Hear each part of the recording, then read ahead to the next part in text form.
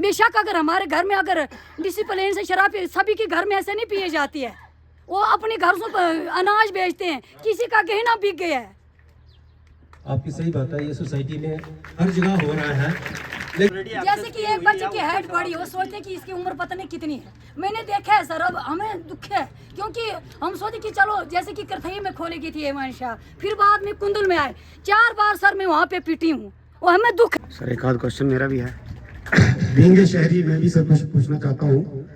मान लीजिएगा आपकी पुलिस की तरफ से कोई वर्दीधारी या सिविल में भी बाहर मार्केट में जा करके कोई डिस्प्यूट हो जाता है, तो क्या वो पुलिस वाला विदाउट एनी इंक्वायरी अगले पे हाथ छोड़ सकता है, उसको मार सकता है या नहीं मार सकता? और अगर ऐसा करता है तो व्हाट इज द वे उसको टैकल किया जाए? सेकंड क्वेश्चन इज, क्या with in the premises of police station if I am not liking the conduct of any police officer, क्या मैं उसको वीडियोग्राफी उसकी कर सकता हूँ? क्या मुझे इस प्रीमाइसेस में अपना मोबाइल चला करके उसको एविडेंस बनाने का अधिकार है या नहीं? आपका पहला सवाल कि वर्दी में कोई बंदा किसी से मारपीट करता है, मिसबिहेव करता है, या कोई शराब पी के वर्दी में रहता है, अपनी ड्यूटी ढंग से नहीं करता है, उसके लिए पुलिस रूल बना हुआ है जिसमें सख्त से सख्त सजाएं हैं। अगर ऐसा हुआ है तो आपको कंप्लेंट करनी चाहिए। किसी के साथ भी होता है, ये नहीं कि पुलिस वाला वर्दी वाला है इसके खिलाफ, क्योंकि सोसाइटी सुधरेगी जब सभी सोसाइटी के मेंबर सारे सुधरेंगे। और हम वर्दी में होते हैं, विजिबल होते हैं, हम पर 24 घंटे नजर रहती है आप लोगों की। हम छोटी सी भी हरकत कोई ऊंच नीच करते हैं, उसको इमीडिएटली रिपोर्ट किया जाता है, इसलिए हमें ज़्यादा सावधान रहना पड़ता है वर्दी में। तो अगर किसी बंदे ने ऐसा किया है तो उसके खिलाफ कंप्लेंट करनी चाहिए, उसके खिलाफ सख्त से सख्त कार्रवाई होती है और हुई है, पास्ट में हुई है, होती है, अभी भी होती है। Next your question, police station का वीडियोग्राफी किसी का ये करना। Police station is a protected area.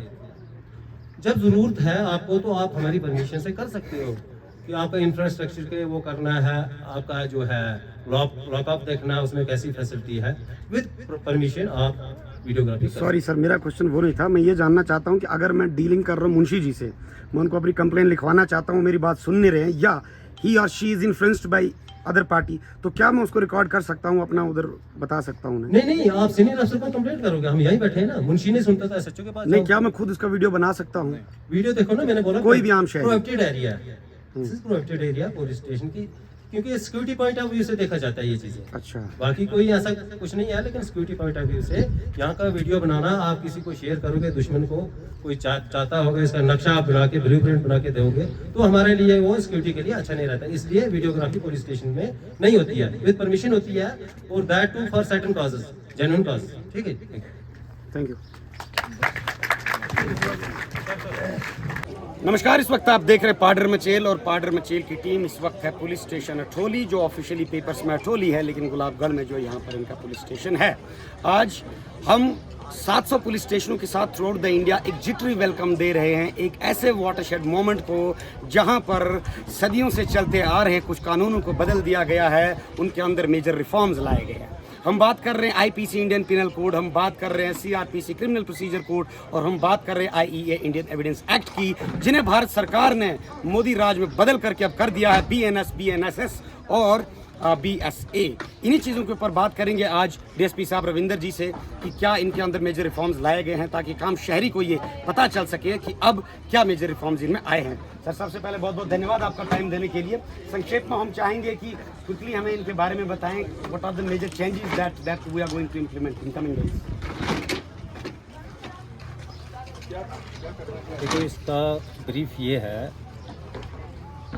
अब ये 558 धारा हैं आईपीसी, इनको तो बयान करना बड़ा मुश्किल है, लेकिन मेजर जो है चेंजेस हैं मैं ये बताता देता हूँ कि जिस तरह एफआईआर रजिस्टर करने में सबसे पहले एफआईआर आता है, आसानी है, आप ऑनलाइन एफआईआर कर सकते हो, रिटन में भी कर सकते हो, लेकिन ऑनलाइन कर सकते हो, कहीं भी हो, पुलिस स्टेशन के जुडिक्शन में हो या उससे बाहर हो, कहीं भी हो आप एफआईआर लॉन्च कर सकते हो, सबसे बड़ी फैसिलिटी। उसके बाद ये है कि अगर कंप्लेंट झूठी है तो उसमें झूठी सस्पिशन आता है कि ये सच्चाई नहीं है एफआईआर में, या इस कंप्लेंट में सच्चाई नहीं है, तो उसको हम पहले प्रीलिमिनरी इंक्वायरी कर सकते हैं। प्रीलिमिनरी इंक्वायरी हमें 14 दिन में करनी है कि ये इसे ऑफेंस प्रूव होता है या नहीं होता है। उससे मेन मकसद ये है कि जो पेंडेंसी पुलिस और कोर्ट्स में है, जो कि बहुत बड़ी प्रॉब्लम है जुडिशरी की भी और पुलिस की भी, वो एकदम से हल होने वाली है। क्योंकि न्यू रजिस्ट्रेशन जो होगी वही होगा जिसमें कुछ एविडेंस होगा, तो वो केस चलान हो जाएगा। चलान होगा तो कोर्ट आसानी से उसमें चार्जशीट लगा सकती, चार्जेस फ्रेम कर सकती है और उसका डिस्पोजल जल्दी हो जाएगा। आम शहरी को जो है जल्द से जल्द उसका इंसाफ मिलेगा। केस नहीं तो सालों साल केस चलते हैं, उनमें कुछ होता ही नहीं है। तो ये एक बहुत बड़ा रिफॉर्म जो है ये केसेस के डिस्पोजल पर, और जो जस्टिस है जल्दी मिले एक शहरी को, वो बहुत ज़रूरी इसमें कदम उठाए हैं। नंबर 2, जो आम शहरी के लिए क्राइम अगेंस्ट वुमेन चिल्ड्रन जो है, उनके लिए इतनी फैसिलिटीज़ हैं कि कोई क्राइम ऐसा किसी लेडी के साथ होता है, उसको पुलिस स्टेशन आने की ज़रूरत नहीं है। कंप्लेंट लिखाने की, ऑनलाइन करेगी, अपना स्टेटमेंट रिकॉर्ड करने की, वो ऑडियो वीडियो स्टेटमेंट कोई भी पुलिस को दे सकती है, या वो बता सकती है कि मेरे स्टेटमेंट मेरे घर पर ले लो या फलानी जगह ले लो, हम वहाँ जाकर ले लेंगे। और उसमें बड़ी बात ये भी है कि पहले कोई भी मेल इन्वेस्टिगेटिंग अफसर जो था वो उसमें स्टेटमेंट रिकॉर्ड करता था, फीमेल अफसर कम थे, और ऐसा कानून भी पहले नहीं था। अब तो सख्त कानून है कि लेडी पुलिस अफसर जो है वो स्टेटमेंट लेगा लेडीज़ का, ठीक है। उसमें और भी प्रोविजंस हैं कि उसका मेडिकल करेगी, मेडिकल डॉक्टर फीमेल हो ज़्यादा बेटर है।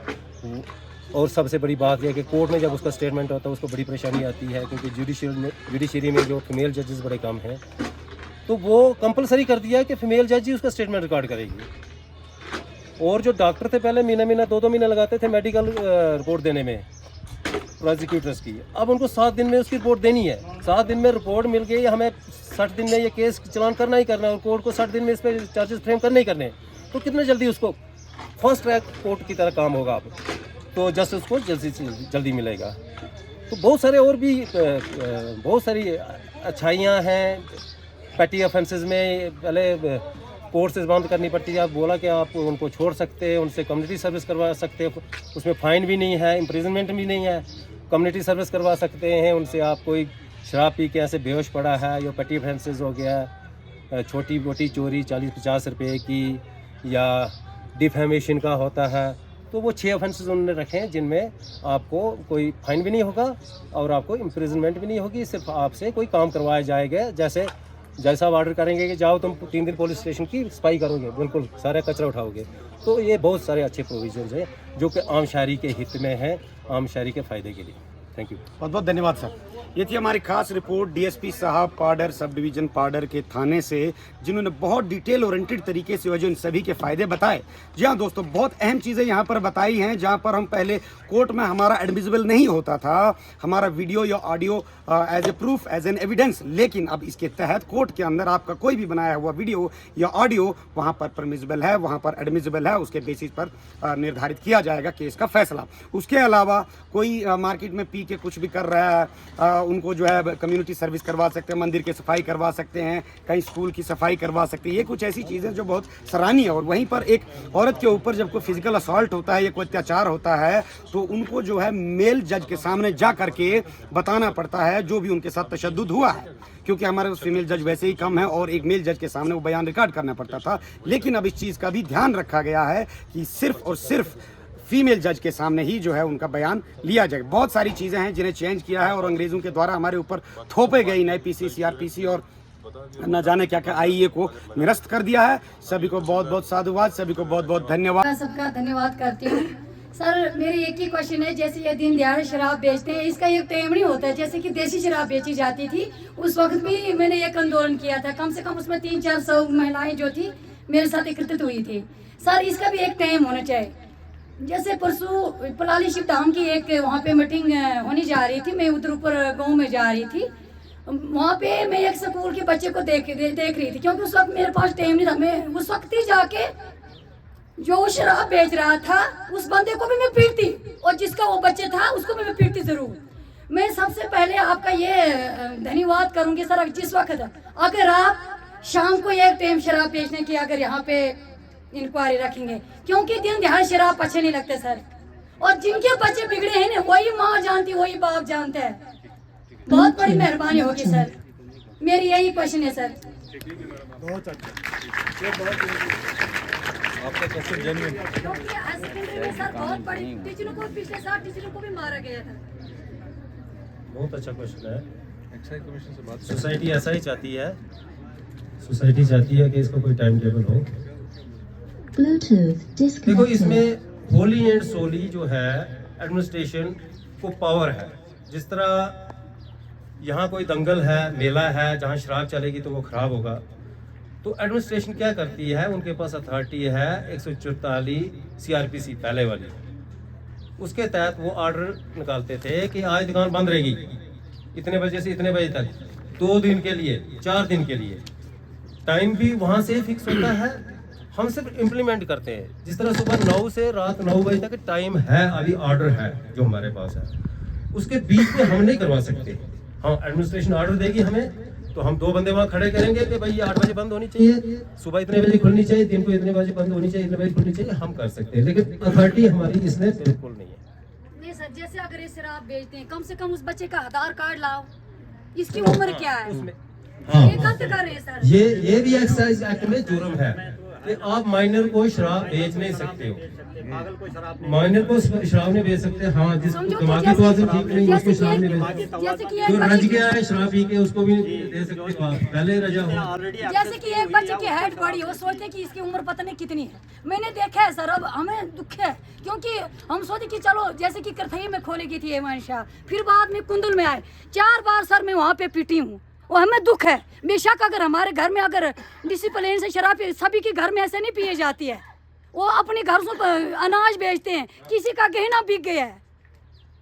आपकी सही बात है, ये सोसाइटी में हर जगह हो रहा है, लेकिन इसके लिए सबसे ज़रूरी ये नहीं है कि आप दुकान बंद करोगे तो फिर ये होगा या उसका टाइमिंग चेंज करोगे। इसके लिए आपको सबसे ज़्यादा ज़रूरी अपने घर से शुरू करना, बच्चों में अवेयरनेस, एजुकेशन कि ये कितनी गंदी चीज़ है, इससे फैमिलियाँ उजड़ी है, बच्चों का जो है फ्यूचर ख़त्म हो गया है। ये अवेयरनेस जो है आप लोग ही दे सकते हैं अपने बच्चों को, स्कूलों में टीचर दे सकते हैं। अभी जो बच्चे सुन रहे हैं वो भी सुन रहे हैं, वो भी इसको नोट कर लें। तो बात तो ये बड़ी सीरियस है, लेकिन इसमें जो है आप एडमिनिस्ट्रेशन के पास जाओगे, उनको बोलोगे कि ये टाइम सूट नहीं कर रहा है, इस टाइम स्कूल खुले होते हैं या बंद होते हैं, तो इस टाइम स्कूल के बच्चे जाते जाते खरीदते, इस टाइम बंद करो। अगर वो इसको जनरल समझेंगे तो बंद करें, लेकिन ऐसा हुआ नहीं है, मैंने देखा है, क्योंकि सरकार ने रेवेन्यू यहीं से कमाना है, सरकार यहीं से चलानी है, तो इसलिए ये बंद नहीं कर सकते हैं। अलबत्ता हाँ, टाइमिंग में चेंज हो सकती है, ऊपर नीचे टाइमिंग में चेंज हो सकती है। आप SDM साहब के पास एप्लीकेशन दे दें, रिप्रेजेंटेशन दे दें, he is empowered to put restrictions, तो वो कर सकते हैं और इम्प्लीमेंट हमने करना है जो। ठीक है जी, थैंक यू।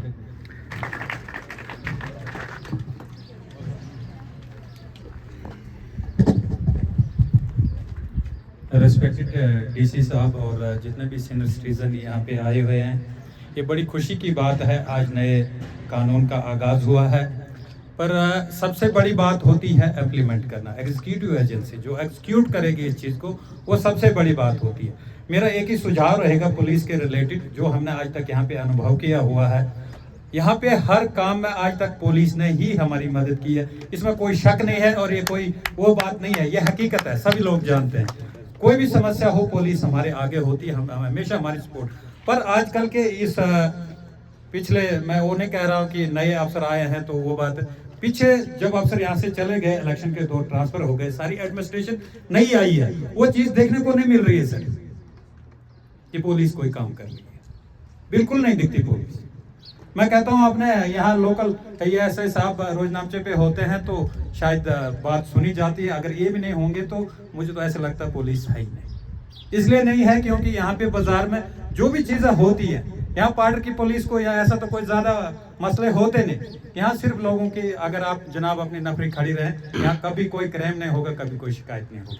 मैं चाहूंगा कि नफरी यहाँ तैनात की जाए, रात को भी और दिन को। पिछले यहाँ एडिशनल SP साहब आए थे, उनसे हमने मीटिंग में रिक्वेस्ट की थी कि भाई यहाँ पे जो बड़ी गाड़ियां आती हैं वो रात को बाजार में अलाउ।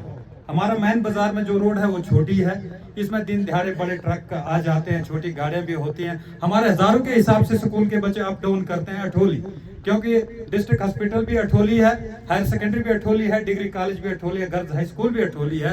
हजारों की तादाद में बच्चे गुलाबगढ़ में रहते हैं और अठोली जाते हैं 9 से लेके 10 बजे और शाम के 3 बजे से लेके 4 बजे तक। उसमें आरोपी होनी चाहिए थी। एडिशनल एसपी साहब ने हमें आश्वासन दिया था कि ये सब कुछ ऐसे ही संयम होगा, पर ऐसा कुछ भी नहीं है। मैं चाहूंगा एक बार फिर कि पुलिस खड़ी रहे तो सब कुछ ओके रहेगा सर, शिकायत का मौका नहीं होगा। Thank you sir.